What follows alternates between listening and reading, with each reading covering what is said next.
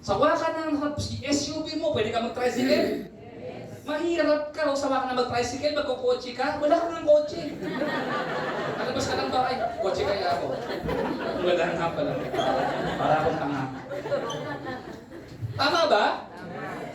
Sawa ka na mag-greenbelt, sawa ka na mag-glorieta, magdidisorya ka. Pwede? Pwede. Sawa ka na magdidisorya, mag-greenbelt ka, mahihiya ka. Hindi ka makapasok doon. May insecure ka eh. Tama eh. Oh, sawa ka na sa branded, LV, Prada, mag-Uniqlo ka. Pwede. Sawa ka na sa Divisoria, baka Levi's ang hirap para sa iyo. Tama ba? Sawa ka na sa lechon, morcon, hamon, pwede ka magtuyo. Pwede? Pwede. Sawa ka na magtuyo, huwag ka na kumain. Bakit? Bigas na yun eh. Huwag ka masaya. Huwag ka na kumain. Inuulam eh. Sagad na sagad ka eh. Tama ba? Tama. Yan sabi ko sa inyo na, binibigay ng pera sa iyo is confident, binibigay ng pera sa iyo is comfort. Kaya once again, baguhin yung panahon ng pera.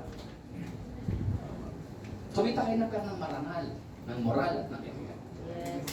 Maniwala kayo sa imagine kung ganito ang mindset na marami taong Pilipino, umunlad natin, dating kapero. Pero hindi. Na-mindset tayo sa drama.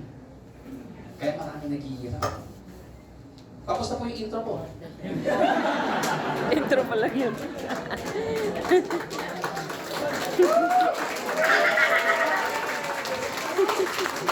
Gusto nyo ba? Ha? Gusto na ba tayo? Number 3. Oh. Freedom, ano pa binigay sa atin? Ito pinakamaganda. Ito yung favorite ko.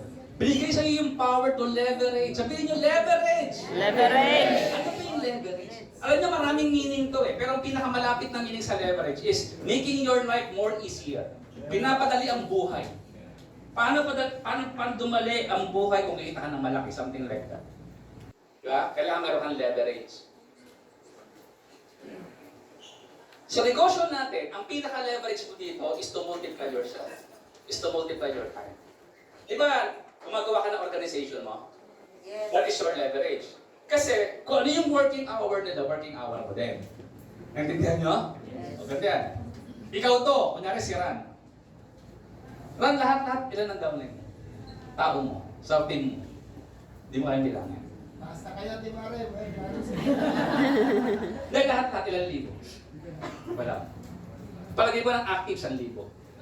Let's say, 1,000. Active ba? Siyempre, libo-libo yun. Kaya iba user lang, tsaka seller lang. Yung gaya natin na nag-negosyo. Kung si Ran